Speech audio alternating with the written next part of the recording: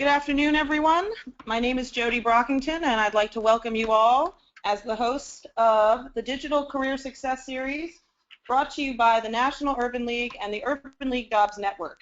Today is going to be an exciting topic about maximizing LinkedIn. I have brought you one of my top FOJs, one of my top friends of Jody's, Maya Haradot, to join us today, who is such an expert on making sure you stand out on LinkedIn if you are a professional looking for an employment job, and if you are also a budding small business owner or an entrepreneur, she'll help you be able to pitch so you stand out as well. So your LinkedIn profile is your key to success for any part of your career, and Maya is here to join us today about maximizing LinkedIn.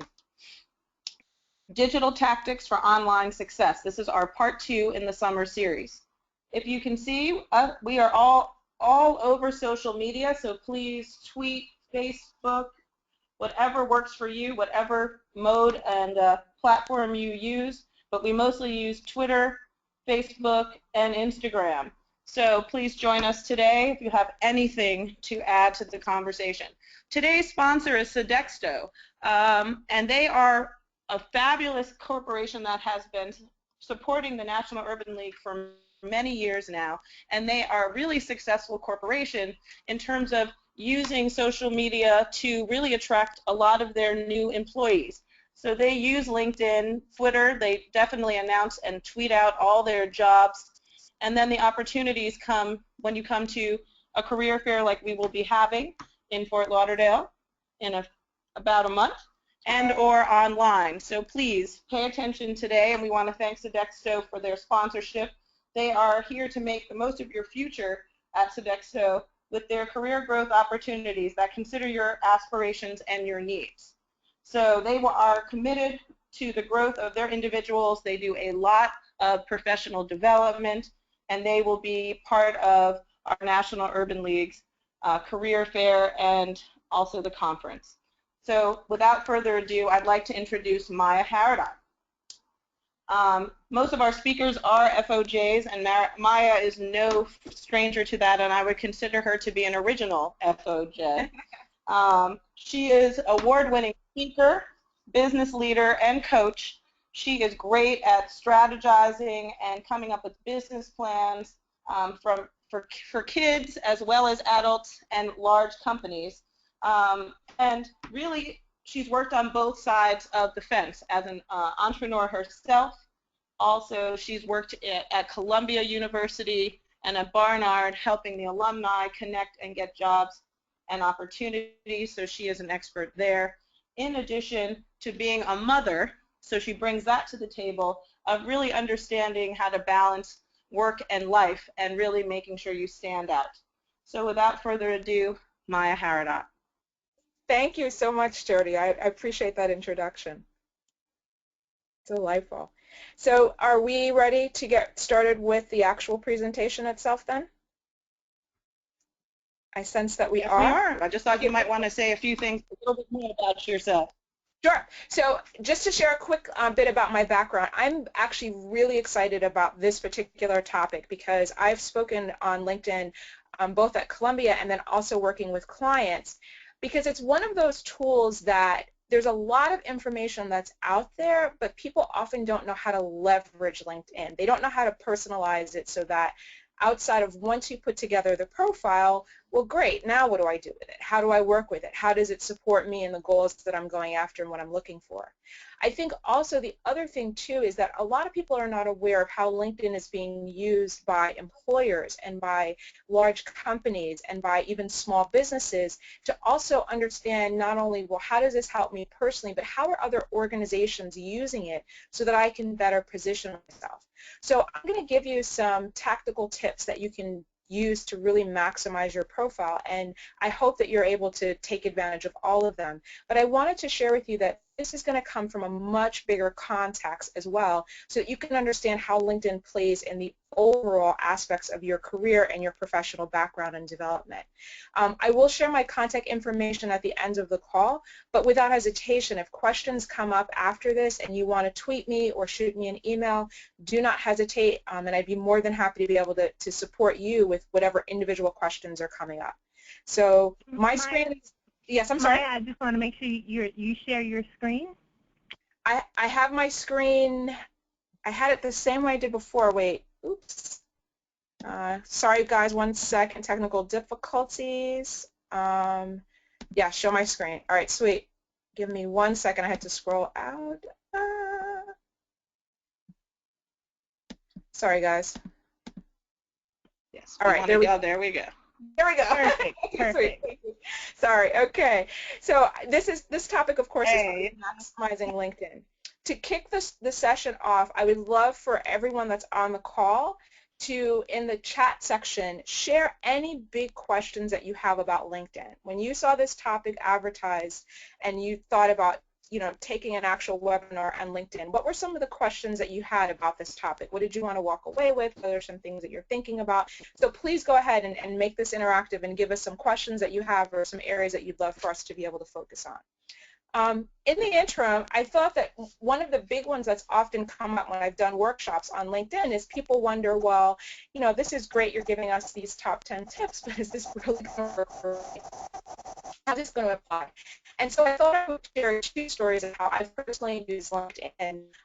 Ironically, both of them happened by default, but it really was because of thinking of LinkedIn from a larger strategic position that it allowed me to be able to maximize this tool. So the first example that I can give you is in my 4 days of working as an employee.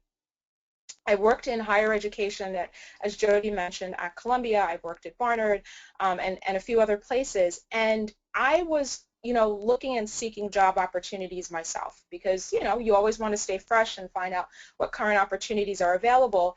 And people had suggested to me to make sure that my own LinkedIn profile looked really solid. So, okay, I, made sure it was 100% filled out, which is tip number 1 that I recommend for everyone.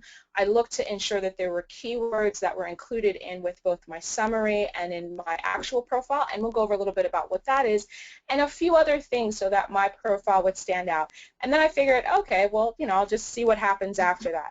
I was really, really surprised. I was on several occasions, and I can think of about 4 or 5 times in particular, I had headhunters reach out to me directly just because of my LinkedIn profile. I had not submitted an application anywhere. I had not sent a resume out anywhere. But what they did was they had back-end access to LinkedIn, and they were looking for specific types of people and talent. And in this particular case, they wanted someone with my background. So I encourage all of you that whether you're actively looking, whether you're not actively looking, make sure that your LinkedIn profile is always up to date and ready to rock and roll because you don't know who may be looking for you. LinkedIn, I've actually attended meetings and talked with the folks at LinkedIn. They're sharing that right now in the communities of color, and in particular in Black and Brown communities, professionals are not using LinkedIn in the same numbers and same percentages as other groups are.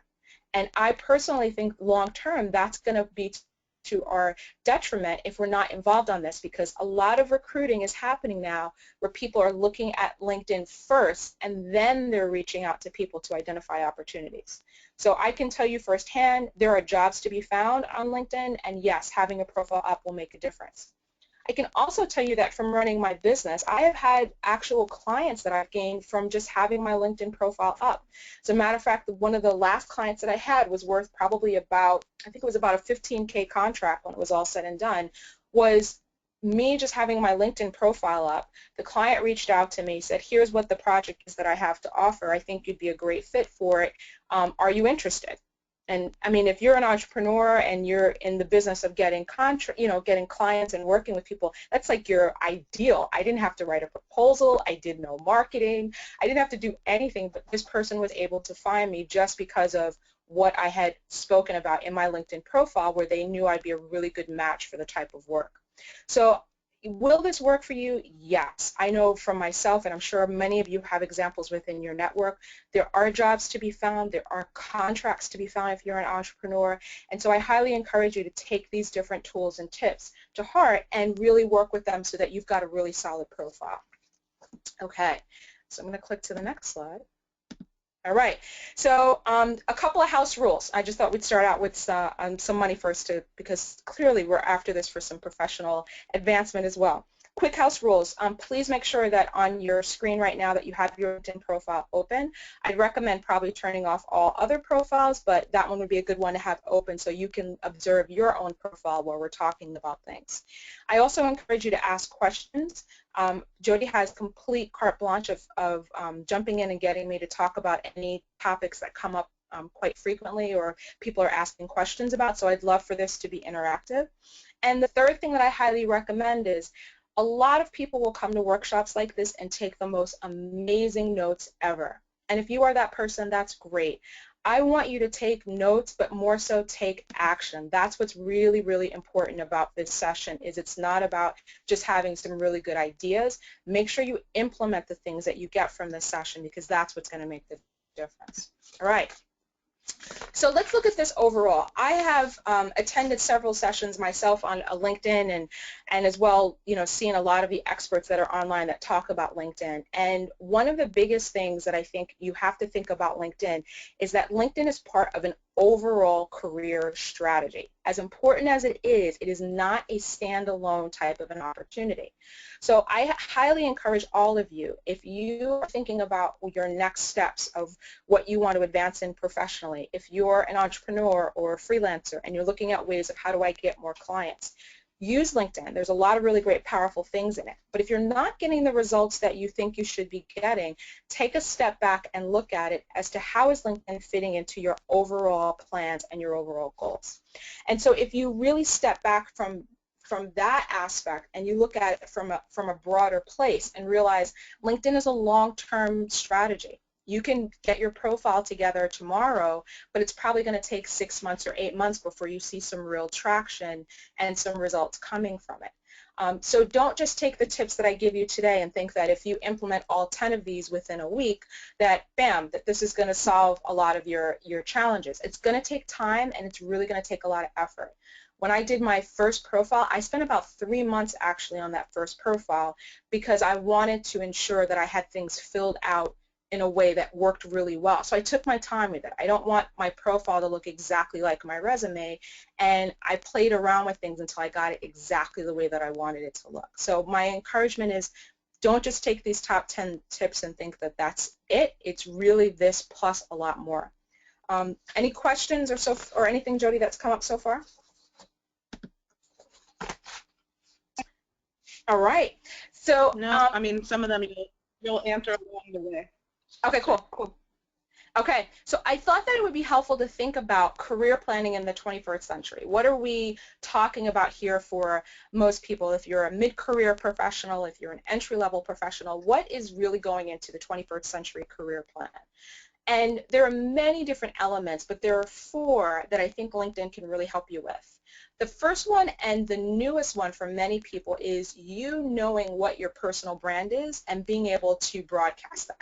So in the past, if you just went to a good school or if you just worked at a good company, that was kind of all people needed to know to say, oh, I want to hire this person, or oh, I want to bring this person in to do some type of work at my company.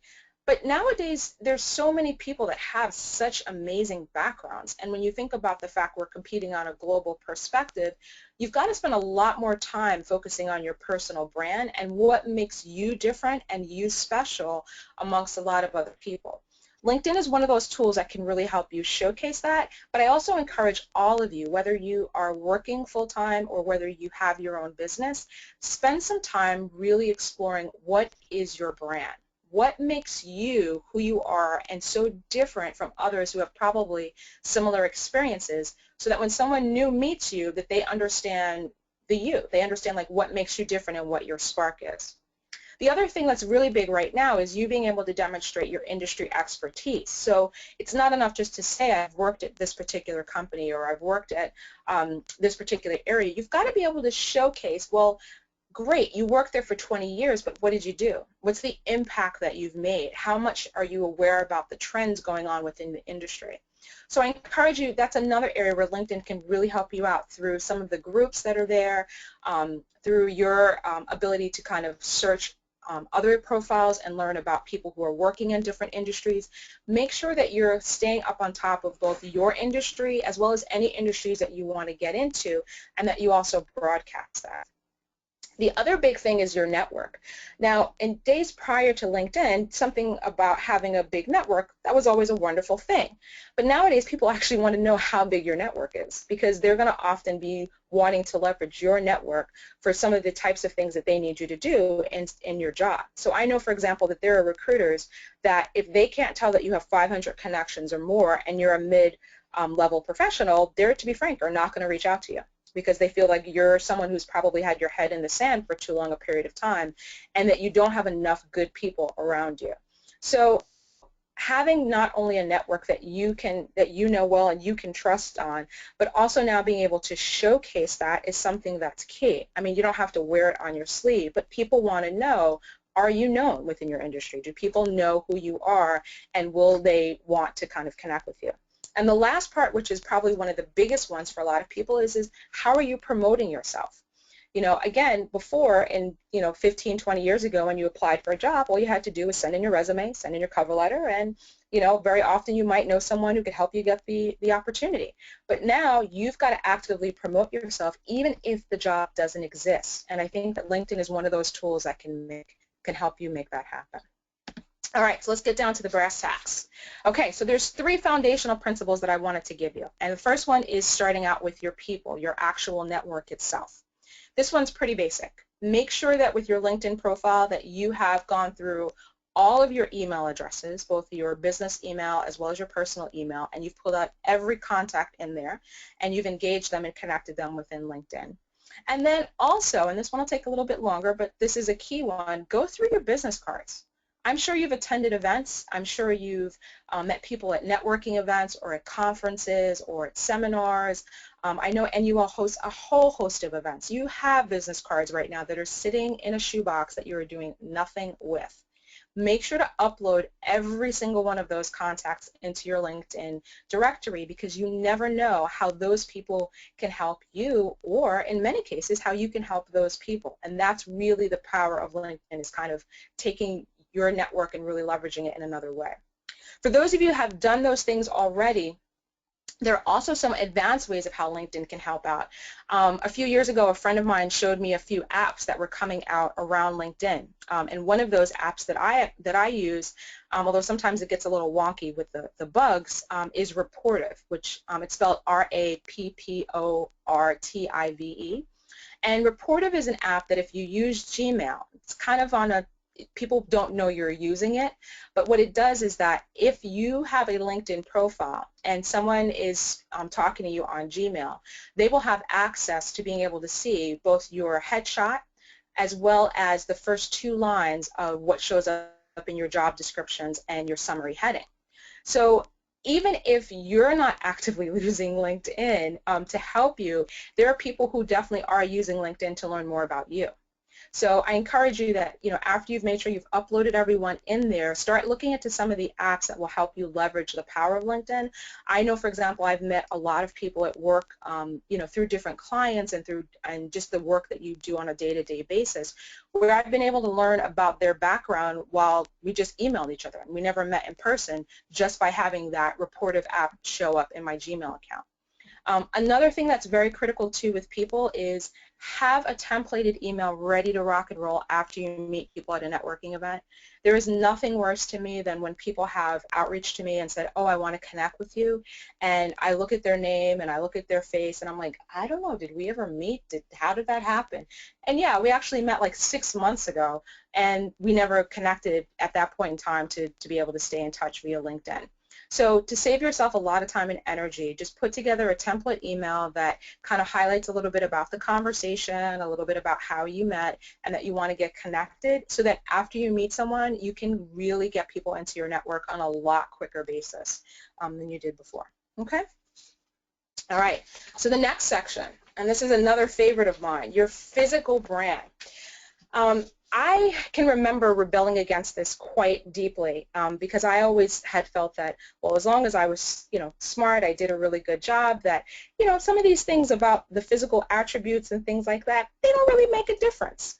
They do. They make a huge difference. And in today's networking and in today's career opportunities, your physical brand and how you look and what your appearance, and I mean even more so than just, making sure that you come dressed professionally to work, it plays a huge role into your opportunities and your options. So the biggest takeaway I can offer for you in regards to your physical brand is please take a professional headshot for the LinkedIn photo. That LinkedIn photo is being used in a lot of places, a lot of times places you're not even aware about, and people are well aware of what you look like just from going to your LinkedIn page.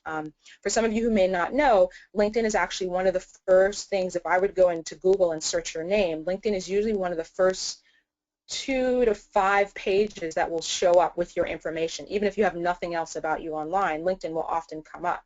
And so depending upon the type of searches that people are doing, they're using your profile photo as well as other things to help make connections about who you are. If you have a photo that, and I see this all the time, that has this very distracting background, it has you and 3 other people in the photo, which, by the way, you're not supposed to do, you're dressed in really casual clothes, or just it doesn't look good, that's going to be a real turnoff for people, and it's going to impact your ability to be able to build your brand and your network.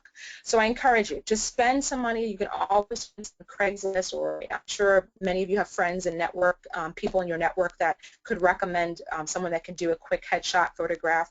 A few other things to highlight. The photograph should take up about 60% of the frame with your face.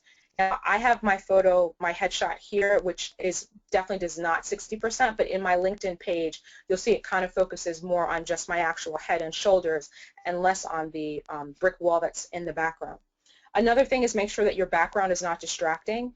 I've seen a lot of really good shots where people will take a banner, or they're at an event and they're able to capture branding about at that event behind them, and that's actually a good thing. But if you have just this weird background in the back, or sometimes even if it's just too white or too plain, that is actually distracting from your photo. Make sure that the background looks really good. And then also in terms of what you wear, I would recommend that you use what you wear professionally. So if you work in an industry, if you work in a nonprofit industry where people will dress business, but they don't dress super business professional, maybe as conservative as a lawyer or another conservative industry, then wear the type of clothes you would normally wear to work, because that will set a message that you're one of the type of people that people are looking for. You don't have to come in the complete suit if that's not the way that you would generally show up within your industry. But definitely take some time and make sure that this photo looks really good. I also recommend that whatever headshot that you use, that you then brand that photo across multiple social media platforms. And we won't have time to get into it, but I will tell you that a lot of companies now are really wanting their employees to get more involved in social media, and having your own branded signature photo will help and ensure and make sure that your personal brand is protected and you're able to do the things that you need to do and look really professional. So a quick story about that. One of the jobs that I had in when I wasn't working as an entrepreneur, I was required to get a headshot by the company, and I looked at the page that we have staff directory, and they had all of the headshots on the staff directory, and I remember looking at that website page and being horrified at how the photos looked, because anyone actually anywhere could search that page and see the photos. And it wasn't anything against the person taking the photographs, but they're not a professional headshot photographer, and so people look, their hair is a mess, their light is all in their face, they're about 3 shades lighter or darker than what they normally are, like all of this craziness. And I actually refused to take that photo and insisted upon using my professional headshot that I would use for speaking engagements and things like that. I will tell you, not only did that help me in terms of getting compliments from people within my department and within the company that I was working with, but it also was very huge because people outside of the company, when they were coming to meet me for the first time, they would, unbeknownst to me, look at that page, and they would look at all of the headshots and all of the people there, so they would kind of get a sense of who they were going to be meeting. It made a difference. It really, really set me up as a professional without having to say anything. So these types of things seem very subtle and they seem very easy, and they are. And so I just encourage you to take that extra next step up and go ahead. Probably 99 bucks to $200 or $300 you can get some headshots done and have something you're really, really proud of. Okay, so the next foundational principle, and this will start getting a little bit more advanced, is you're having your headline and your summary, and having a very, very solid headline and very, very solid summary. So let me start with the headline first.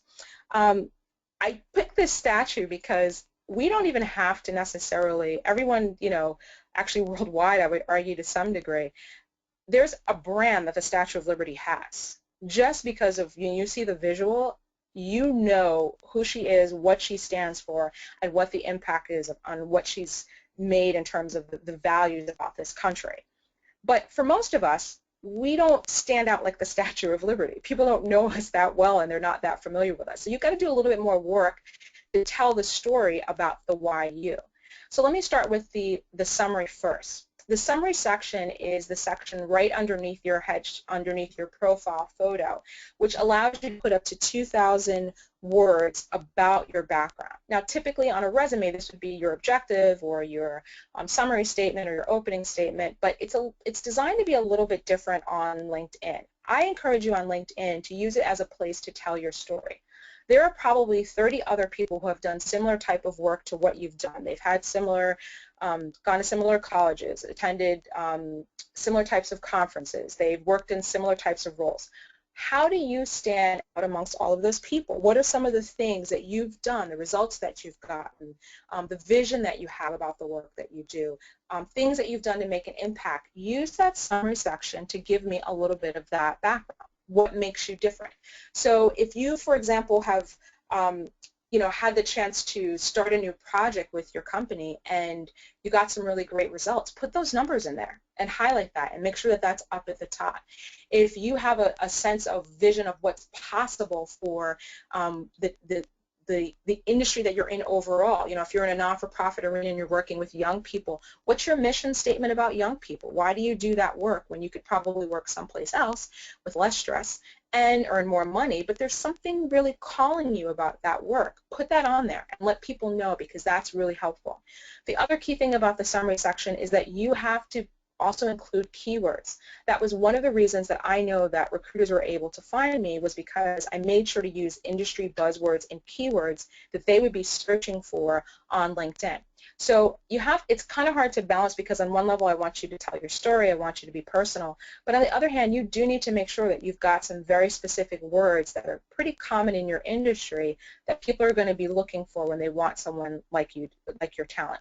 And the cheat way of how I did that was just looking on different resumes of opportunities that I wanted to get, the next types of positions I wanted to walk into, and started looking at some of the language they used there and just matching that with things that I had already done. But please definitely do not miss out on that prime real estate you have with the summary section, because that is very often what the recruiters are using, or when people are doing advanced searches in LinkedIn, that's what's coming up first.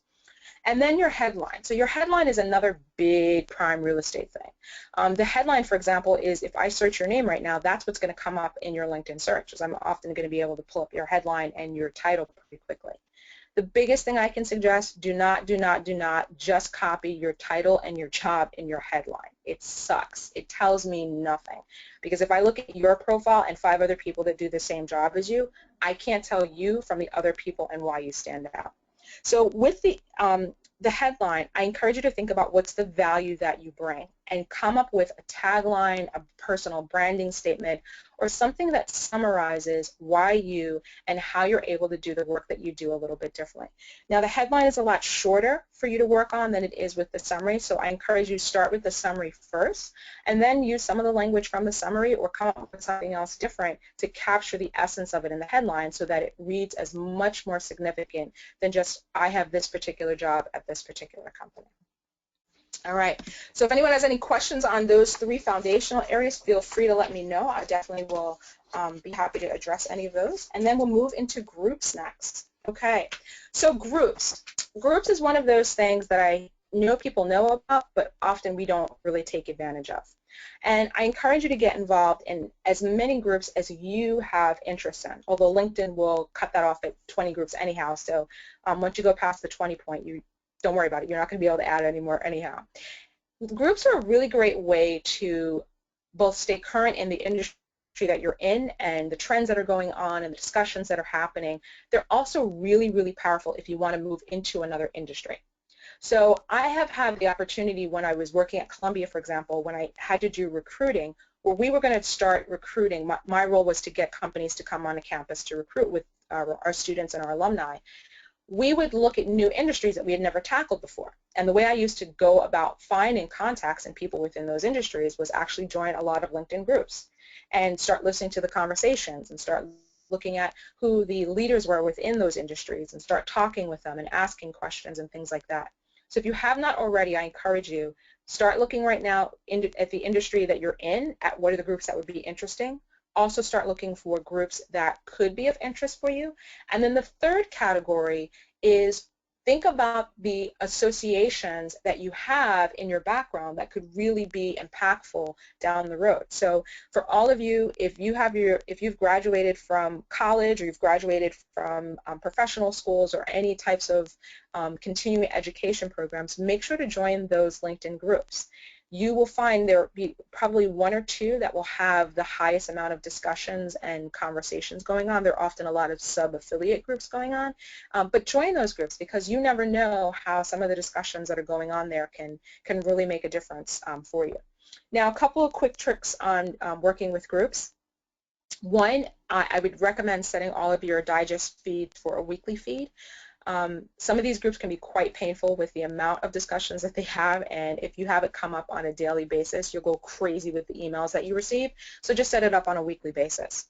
And number two is get involved in the discussions. If you're shy and you don't have questions to be able to ask, just give information when you can, or ask additional questions after someone has started a particular discussion topic. But make your voice known and heard. Don't just absorb the information and not get involved and get active.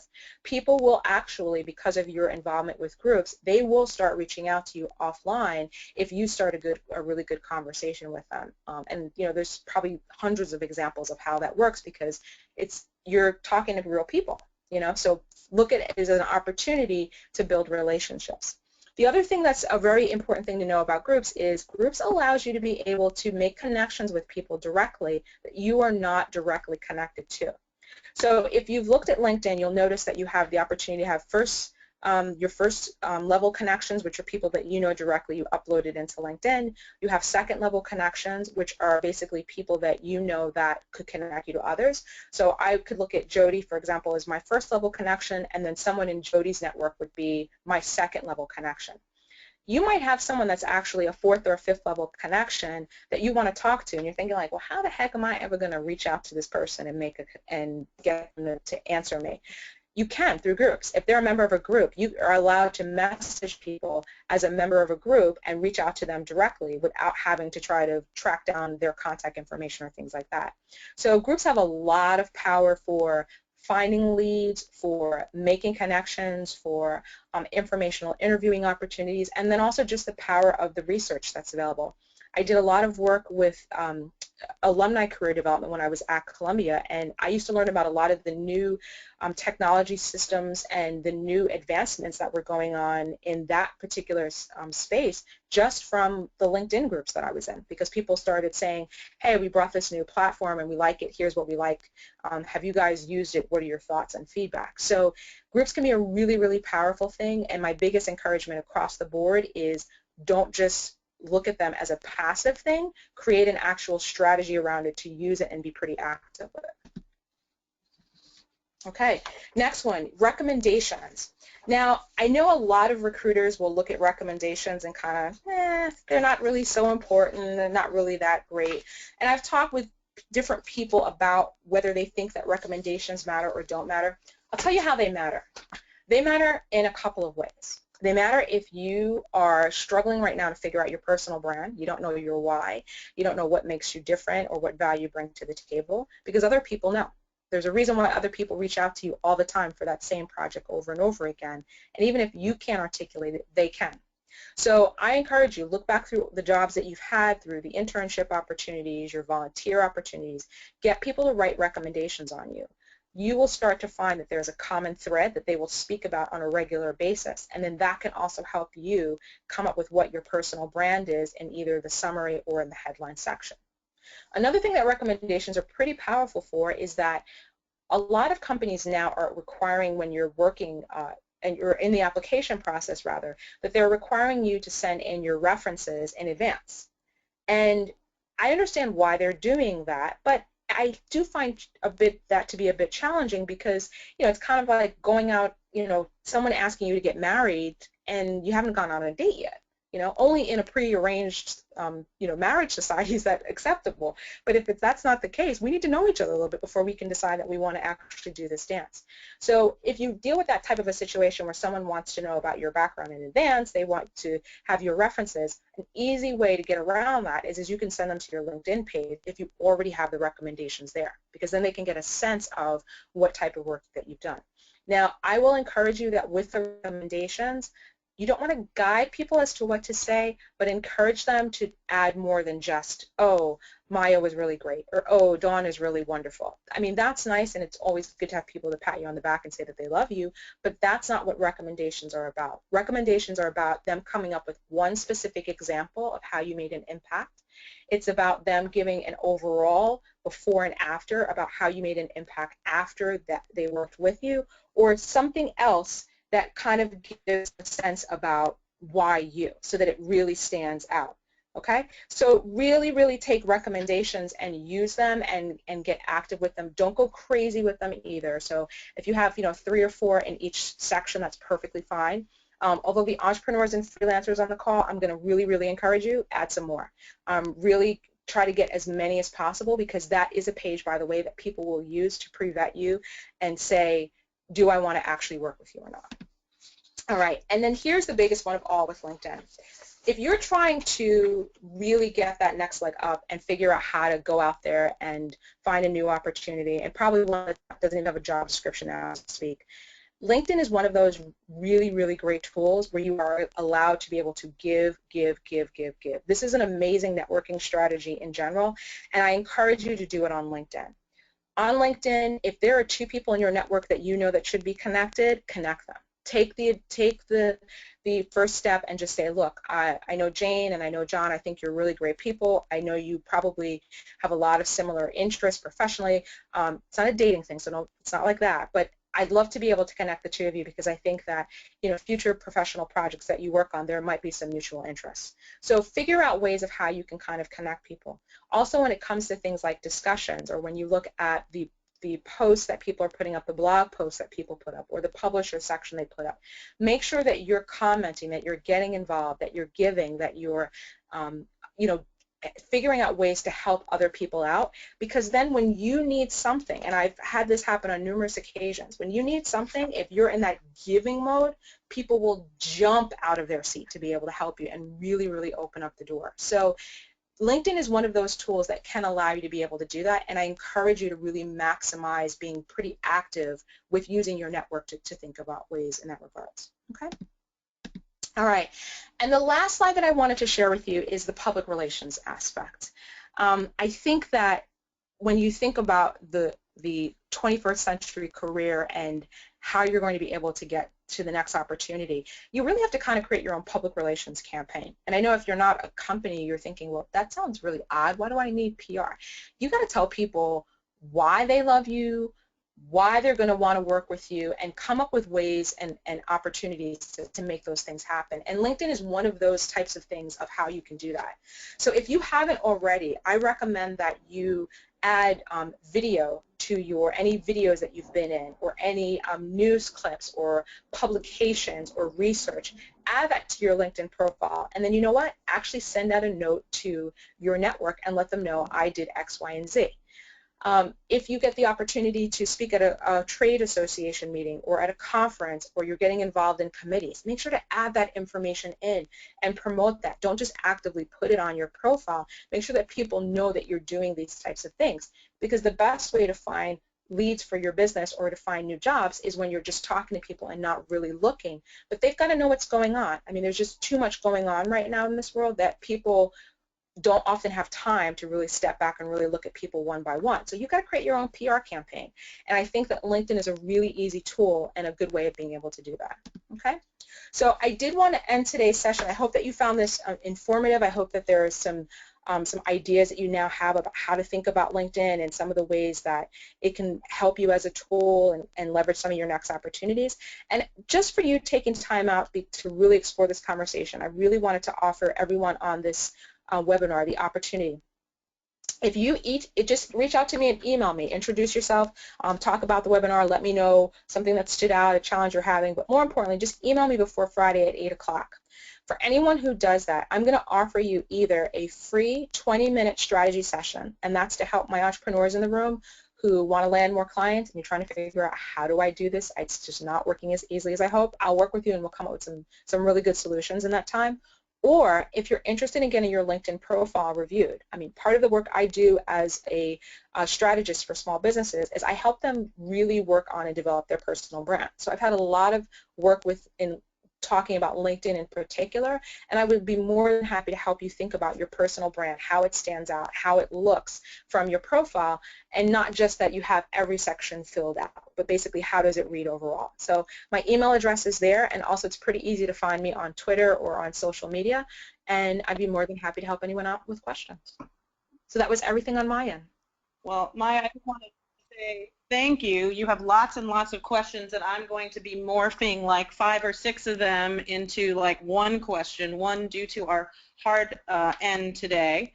Sure. And I regret that I didn't mention it in the beginning. We have lots and lots of questions. So one is just, I'll make it more generic. There's a bunch of questions about, really how to update your profile. One, mention, how not to annoy too many people, how not to reach out to too many people, but, how often should you update it, and how should you go about, and what areas are more important to update than others? Sure. I recommend every 3 to 6 months to update your profile, even if you've worked in the same job forever. I think that there are things in whatever your current role that you've been doing that you can always add to the profile, the same as you'd want to update within your resume. And the biggest trick with updating in LinkedIn is just make sure that in the back-end section, and I'm so blanking on the word right now, but the back-end section where you set all of your settings, just make sure you check the box that says, do not notify my network of this particular update or this change. Because this way, if you have a spelling error, or if you want to go back and change things, the network is not getting blasted every time you add like 2 words to your profile. So every 3 to 6 months, I think, is pretty good to do it. Right, and I would say for sure to add on to that, to definitely, when you're ready to make the changes, do them all at once, or turn your settings off that might send alerts to other people. I have thousands of people in my LinkedIn profile, and every time someone updates something, I get some kind of ding, and if they update 10 things in a row, I end up deleting them. So do not annoy your network, is another warning. The other question that's coming up, and there seems to be quite a few folks that are thinking about changing their job or changing their industry or making some moves, maybe out of working as an employee to becoming an entrepreneur. What is the best way to leverage LinkedIn for making those changes? So not just updating, but if I want to go from, like me, I was doing regular career coaching, now I'm a lifestyle coach because I added fitness. How do you change your brand, and how do you get into those groups? What are some of the best ways? Sure. 2 things. One is, I would say, make sure you're involved in groups in the new industry you want to go in, because you need to know what industry information, trends, research, talking points, what's going on within the industry, so do your homework first. The second thing is that LinkedIn will allow you, the bigger your network is, the easier this is going to be. LinkedIn will allow you to have people in your network introduce you to their first contacts or their second second level contacts, so that you can then schedule informational coffee chats. And I've done it where I'll ask people, would you mind introducing me to this particular person in your network? Give them a script in advance about what you want them to be able to say to make it really easy so that it's simple for them to make that introduction. And then when you speak to the person, do it in a very, very simple way of saying, can we have 10 minutes of your time to just ask you 1 or 2 questions over the phone? Most people are pretty open. People use LinkedIn like that all the time for things like that. And you know, if someone comes to me and says, oh, I'd like an hour of your time, great, I'll charge you for it. But if you're looking for just 10 minutes, which often will turn into 15, 20, 30 minutes from there, I think most people will be pretty open to wanting to be able to help you. The only thing about LinkedIn, though, is for a lot of people on LinkedIn, they do not use their main email for LinkedIn. They often will use a college email or one that they don't check all the time. So you have to be patient. I would send out probably 20 of those invites, expect maybe 10 to 8 people to respond back, and then expect probably half of those to actually turn into chats. Wow. Okay. I like it. I like it. The next is really a combo of just how much information should you really have up there. There's some people that claim, which I agree with, that there's some minimalist LinkedIn profiles, you know, and what kind of message does that convey? Like, I just am so great that I don't need to put that much stuff out there.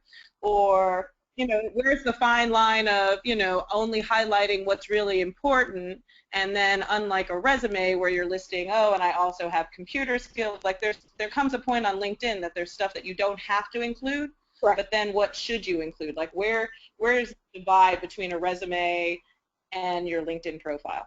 Definitely. So here's the answer to that question and a few other questions in areas where people are kind of like, I don't really know, how do I do this? Each person's answer to some degree is going to be different. So what I would recommend is get someone who is an expert in this area to help you answer that question. Your LinkedIn profile should not be a direct reflection of your resume. If I look at your resume, there should be more details on your resume that are very, very job specific that I would not find on your LinkedIn profile. So yes, you do have to figure out what is that fine balance between the two. But with LinkedIn, what it is it really gives you so much more of an opportunity to put things on that you would never be able to put on a resume. I look at some of the visual aspects that you can put on LinkedIn when it comes to like your video, blog posts.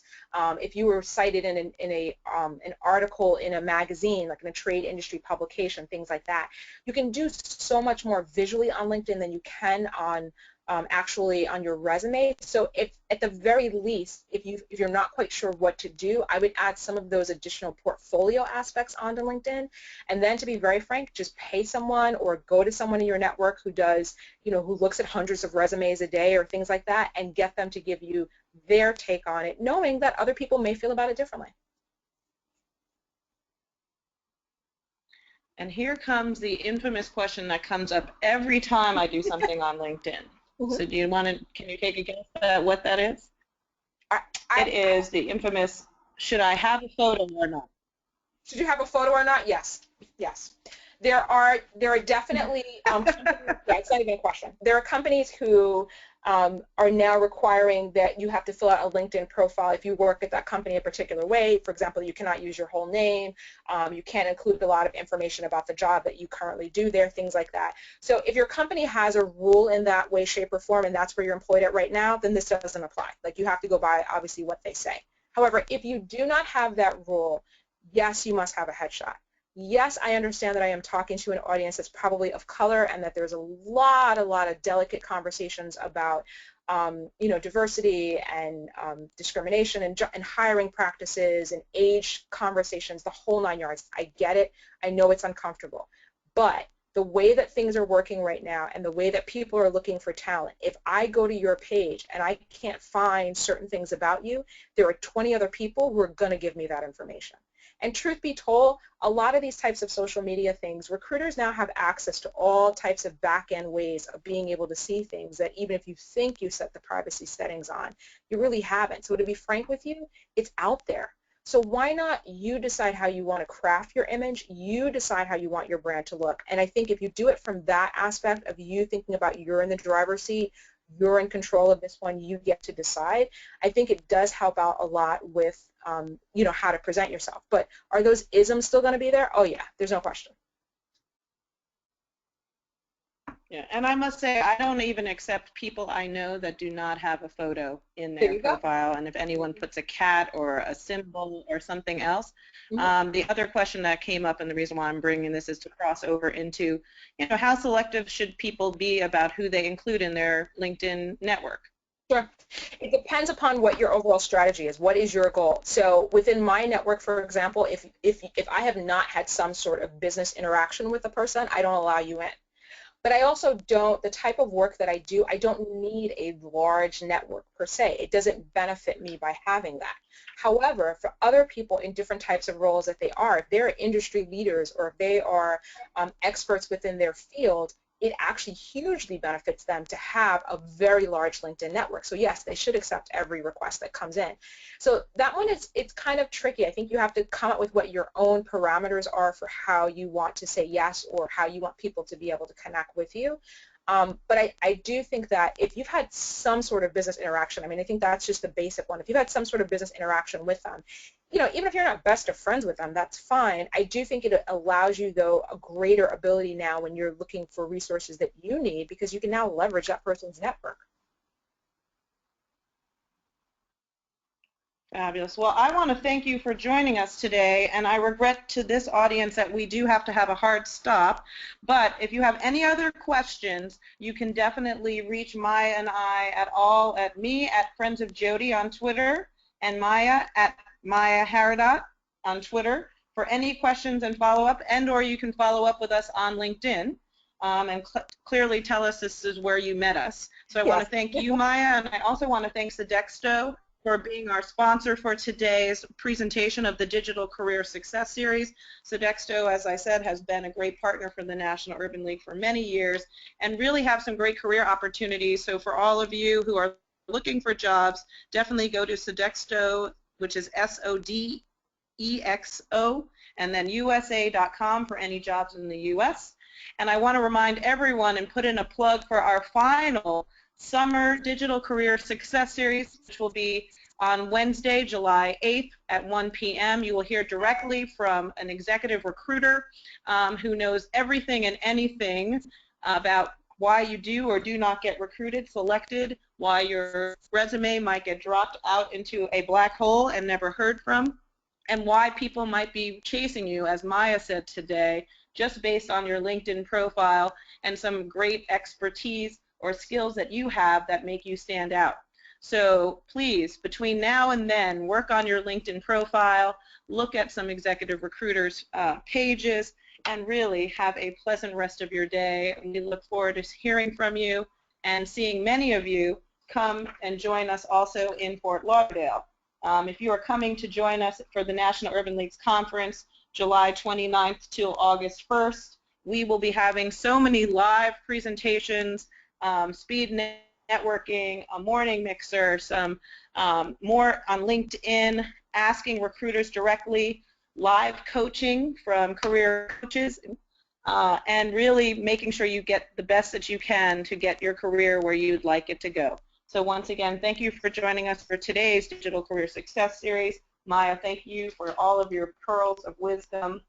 And I really hope you guys take her up on her offer. She's expensive, and the fact that she's allowing you to do this, I'm surprised, and I'm happy to just be her friend from time to time. I can ask her these questions myself. So please go after her and get those LinkedIn profiles up to snuff. So have a great rest of your week. Bye-bye.